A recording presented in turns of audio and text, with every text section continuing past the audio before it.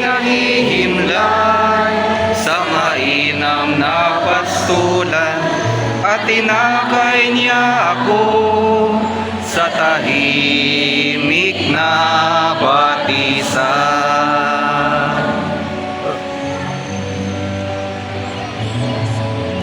Nibigyan niya ako niyang bagong kalakasan at sangayon sa pangako na kanya